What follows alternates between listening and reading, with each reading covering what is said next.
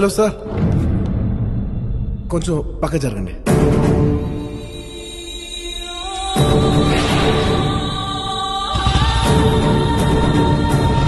అగో, అన్న మీదున్న ప్రేమతో ఆ క్షణంలో ఏదో ఎమోషన్లో కొట్టేసి వెళ్ళిపోయిన తర్వాత అయినా ఈ మద్దాలి శివారెడ్డి అనేవాడు పలానా వాడు మామూలోడు కాదు, వాడు ఇంకా చావలేదు, హాస్పిటల్లోనే ఉన్నాడు, లేస్తే వస్తాడు, వస్తే చేసేస్తాడు అని తెలీదురా.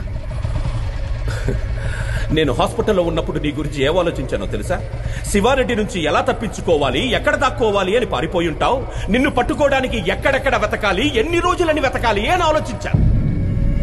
కానీ నువ్వేంట్రా, అసలు ఈ మద్దాలి శివారెడ్డి అనే వాడే నీ లైఫ్ లో లేనట్టు, వాడితో అసలు నీకేమీ జరగనట్టు హ్యాపీగా బైక్ వేసుకుని హైదరాబాద్ మొత్తం ఇంత నార్మల్ గా ఇంత కూల్ గా ఎలా తిరుగుతున్నావురా నువ్వు?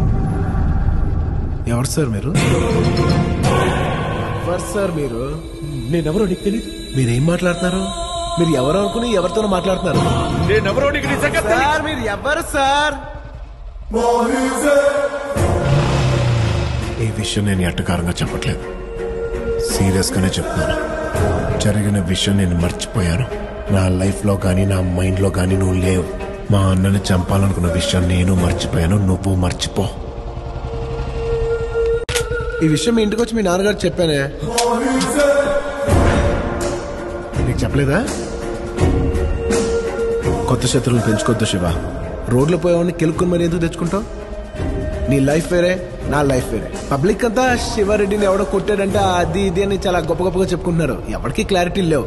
అది నువ్వు అనవసరంగా పబ్లిక్ నేనేం చెప్పి నన్ను హీరోని చేసేయద్దు. నువ్వే హీరోగా ఉండు. అనవసరంగా నా మీద ఫోకస్ పెట్టావనుకో, నేను హీరోని అయిపోతాను.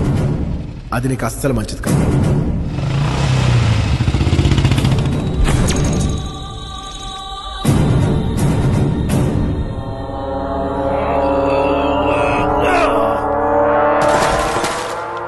పెద్దిరెడ్డిని కలిసిన తర్వాత కూడా వాడు ప్రాణాలతో ఉంటాడు పెట్టి వాడినెందుకు వదిలేసావు?